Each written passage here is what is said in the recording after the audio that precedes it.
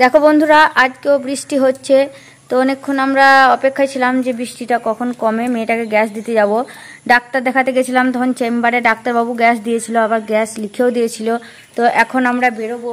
দেখো এখন বেরোবো আমরা মেয়েটাকে গ্যাস দেওয়ার জন্য। ওই দেখো মেয়েটা বসে আছে, সারাদিন মনমরা হয়ে বসে আছে সকাল থেকে।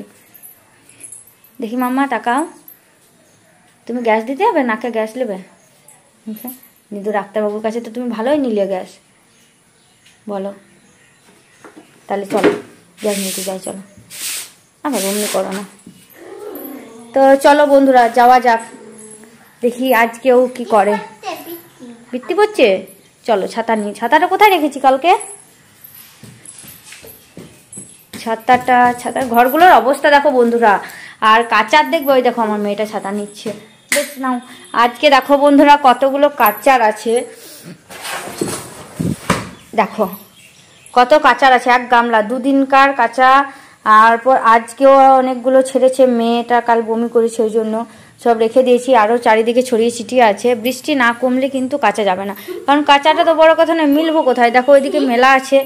ওই আমরা বেরোচ্ছি ওকে গ্যাস দেওয়ার জন্য। আর ওই দেখো স্কুলে ছেলে আনতে যাবে, তার জন্য চলে এলো, একসাথে দেখা হয়ে গেল, ভালোই হলো।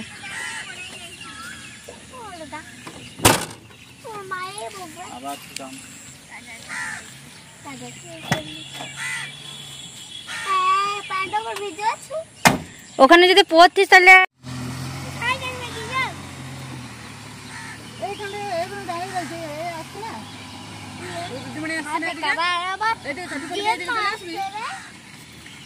আজকে বাইরেটা ভীষণ সুন্দর লাগছে। এই বৃষ্টি হয়েছে আর এই জায়গাগুলো দেখো সবুজ একদম। এই বর্ষার সময়ই কিন্তু এই সবুজটা দেখা যায়।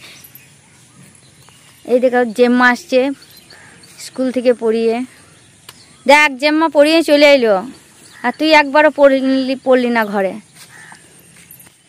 জেম্মা আজকে, ও জেম্মা তোমার মুড খারাপ কেন আজকে? জেঠু বকেছে?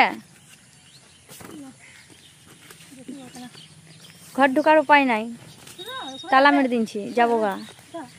ওই ওকে নাকে গ্যাস দিতে যাবো গা। যাই হোক, এই সময়টাতে কিন্তু ফাঁকা আছে, কেউ নেই। অন্য সময় খুব ভিড় থাকে, আর ঠিক সময়ে আসা হয়েছে আমাদের। ডাক্তারবাবুর হাসিটা দেখো কতটা সুন্দর। ক্যামেরা করছি বলে ডাক্তারবাবুর লজ্জা পেয়ে গেছে। আমারও খুব ঠান্ডা লেগে গেছে, মানে গলাটা শুনেই তোমরা হয়তো বুঝতে পারছো। এদিকে মেয়েটা দেখো মনমরা হয়ে বসে আছে। ওর যদি শরীর ঠিক থাকতো তাহলে কেউ চুপচাপ বসে থাকতো। এদিকে গ্যাস রেডি হয়ে গেছে। আর এই সময়টাও খুব খারাপ, কেউ বলছে না যে ভালো আছি। এই সময়টাতে সবারই ঠান্ডা লাগা, জ্বর, কাশি এগুলো কিন্তু হচ্ছে। তাই এই সকল থেকে সবাই বলছে দূরে থাকতে, কিন্তু কিভাবে দূরে থাকবো? বাড়ির একজনের হলেই সবারই হয়ে যাচ্ছে। এবার বাড়িতে যদি কারোর হয় তাকে ছেড়ে তো আর থাকা যায় না। আর এগুলো হচ্ছে নাকি ভাইরাস জ্বর। তো দেখো বন্ধুরা, সকালে একবার গ্যাস দিয়ে নিয়ে এসেছি, আবার বিকেলে যাচ্ছি, কারণ দুবার বলেছে গ্যাস দিতে, সকাল আর বিকেল। আর এই যে ফাঁকা জায়গাটা দেখছো, এগুলোতে গোটায় টলি বসে। আজকে হয়তো বসেনি বৃষ্টির কারণে, আবার বসতেও পারে সন্ধ্যাবেলায়। চলো যাওয়া যাক, দেখি ডাক্তারখানায় ভিড় আছে কিনা। তো এসে দেখি ভিড় একেবারে নেই। এখানে ডাক্তার, দিদিমণি সকলেই কিন্তু বসে আছে। ভালোই হলো, অনেকদিন পর দেখা হয়ে গেল এই দিদিমণির সাথে। এই যে হলুদ ওড়না নিয়ে রয়েছে, এটা হচ্ছে ডাক্তারবাবুর স্ত্রী। উনিও কিন্তু একজন ডাক্তার এই লোকপুর স্বাস্থ্য কেন্দ্রের। রাতে জলটা কম খান তো, এই ভরপুর জল খাও না। জল কম খায় না, ওদের কি জল খায়? দুদিন লাগানোর পরে ক্লিয়ার। আমার ছেলে শুট করেনি,